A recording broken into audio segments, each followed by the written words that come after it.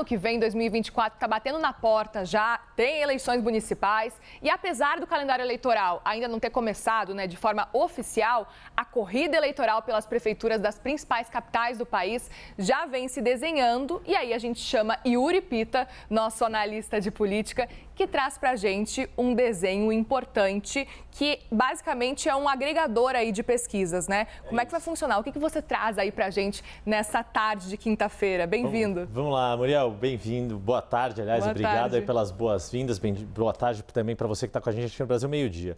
A gente vai fazer hoje e amanhã, então a gente já deixa aqui um convite para amanhã também acompanhar um resumo do cenário eleitoral em 25 das 26 capitais do país.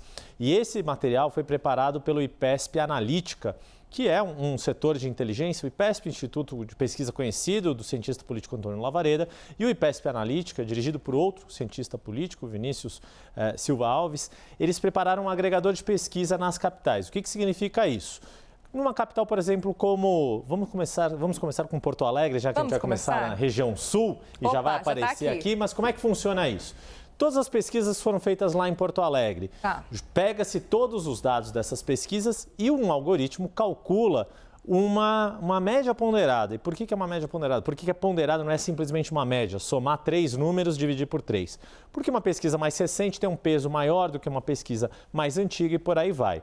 E a região sul, a gente vai começar com ela porque ela ilustra um aspecto que tem sido apontado como a tendência do ano que vem, a ver se elas vai se confirmar, que é um privilégio ou um predomínio do continuismo. O que significa? Candidatos à reeleição, quem já está no cargo, saindo na frente nessa disputa. É o caso de Porto Alegre e é o caso de Florianópolis. Em Porto Alegre, o atual prefeito Sebastião Melo está na liderança, mas tem ali uma disputa parelha com Maria do Rosário, deputada federal do PT, Sebastião Melo do MDB e os outros candidatos aqui com um pouco menos. Florianópolis, o atual prefeito Topázio Neto, ele era vice-prefeito, herdou a gestão de Florianópolis de Jean Loureiro, que foi disputar o governo estadual, acabou não conseguindo se eleger, mas Topázio Neto, atual prefeito, é o líder da corrida também, coincidentemente, com os mesmos 33%. O ex-prefeito, ex-senador Dário Berger, é o principal desafiante, com 12%, e deputado Pedrão, do PP, com 10%. Em Curitiba tem uma situação um pouquinho diferente, a exceção que confirma a regra, digamos assim. Mas tem uma curiosidade, Muriel. O ex-prefeito Luciano Dutti, atual deputado federal, é o líder na corrida, com 18%, seguido de outra deputada federal, Rosângela Moro, do União, com 16%, e Eduardo Pimentel, atual vice-prefeito de Curitiba, apoiado pelo prefeito Rafael Greca, que já foi reeleito, não pode disputar, vem na sequência com 13%. O que a gente nota disso? Muito recall de prefeitos ou ex-prefeitos, você vê na liderança em Curitiba, no segundo lugar em Florianópolis, muitos parlamentares sendo colocados, mas essa tendência de continuismo, num primeiro momento, largando à frente, Muri. E interessante acompanhar que no cenário em Curitiba, por exemplo, é um cenário que tudo pode acontecer, né? A gente está vendo que os candidatos eles estão muito próximos. Óbvio que assim, tem um ano pela frente, tem campanha eleitoral, tudo realmente pode acontecer, mas nesse cenário aqui desse agregador de pesquisas e que você detalha muito bem essa diferença, né? Porque não é só um agregador de pesquisas, tem algoritmo. Não é uma soma pura simplesmente de números dividir. Tem algoritmo por trás. Tem algoritmo, tem machine learning, importante a gente destacar isso. E o que vai ser interessante desse material que o IPESP Analítica começou a fazer e que a gente vai usar como uma das nossas ferramentas de cobertura ao longo do ano, é justamente de conseguir, tão logo saia uma pesquisa, você consegue atualizar, fazer a série histórica. Então, esse material aqui é o nosso ponto de partida para futuramente a gente conseguir entender a dinâmica em cada uma das capitais. E acho que vale a gente destacar também, Muriel, muita gente preocupada com polarização política no país.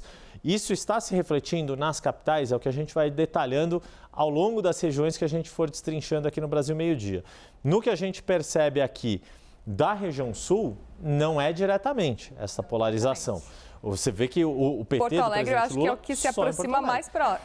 E muito porque o PT tem uma tradição de gestões na cidade de Porto Alegre, foi uma das capitais que mais teve governos do PT num passado recente. O MDB também é um partido que tem história, que embora estejam unidos no nível nacional, lá no Rio Grande do Sul, você conhece bem, lá no seu estado, tem uma rivalidade histórica entre MDB e PT.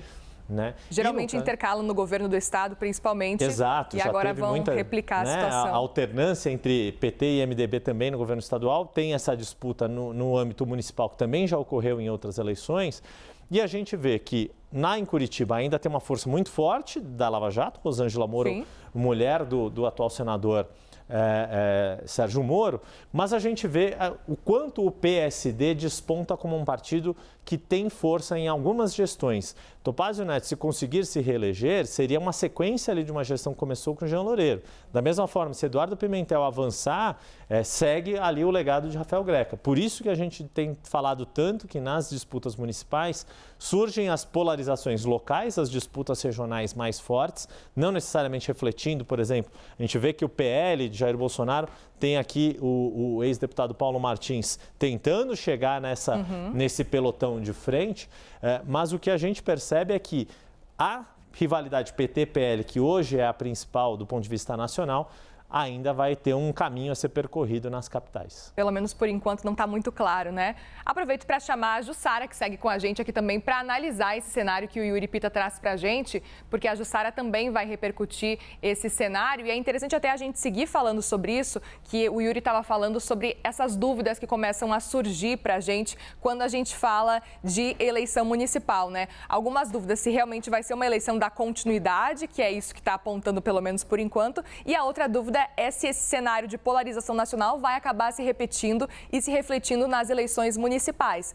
Ou se realmente os prefeitos ou candidatos a prefeituras vão estar mais focados no cenário doméstico mesmo, ali próximo. Qual que é a sua avaliação pelo que você já começa a perceber das movimentações feitas aí pelos candidatos a pré-candidatos ainda à prefeitura? Oi, Yuri, que eu não tinha te falado oi ainda, boa tarde. Olha, o que a gente observa é que PT e PL, eles querem repetir essa polarização. A gente viu falas recentes do presidente Lula dizendo, olha, as próximas eleições serão ali Bolsonaro contra Lula. E, por outro lado, o PL, comandado pelo Valdemar Costa Neto, quer Bolsonaro viajando ali pelo Brasil como principal cabo eleitoral. Ou seja, por que eles querem isso?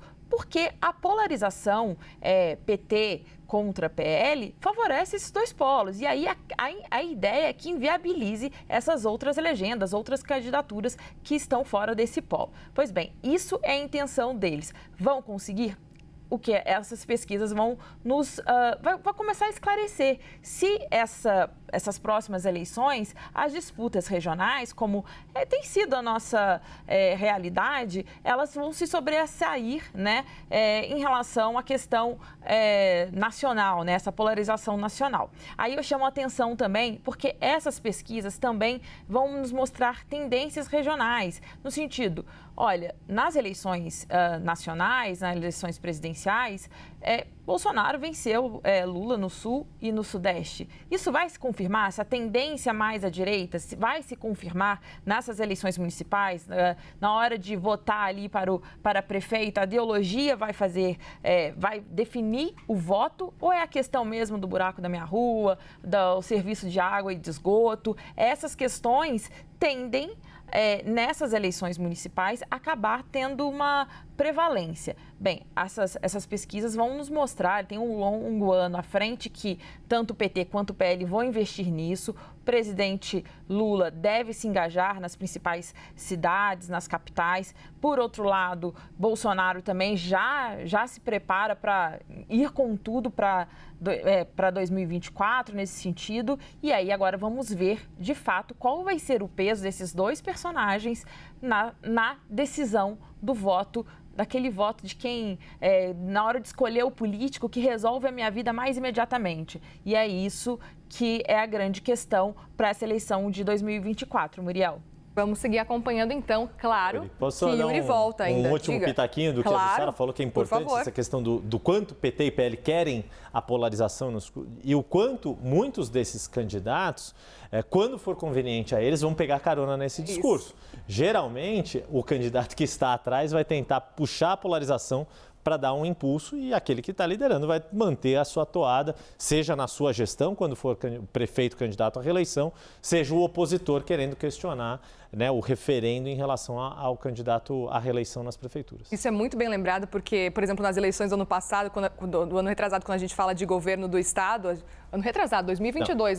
Não, eu já estou em 2024, ainda ano passado. gente. Eu estou em 2024. Até domingo é ainda ano passado. É isso. A gente viu muito esse cenário de puxar a polarização, governadores principalmente, né? Porque não ficam só nesse cenário doméstico, olhando só para a região mesmo deles. Eles estão muito mergulhados também na polarização, até porque a gente está falando também de um período de eleição não só para o governo do Estado, mas também para presidente da República, né? Mas agora, nos municípios, é importante lembrar também, Yuri, porque a gente acompanhou também a eleição municipal, a última que aconteceu, e também existiu esse cenário de continuidade realmente, né? Pelo que a gente está vendo, parece que vai acontecer a mesma coisa, né? E tem um contexto importante lá das eleições de 2020, que foram as primeiras eleições no meio da pandemia, né?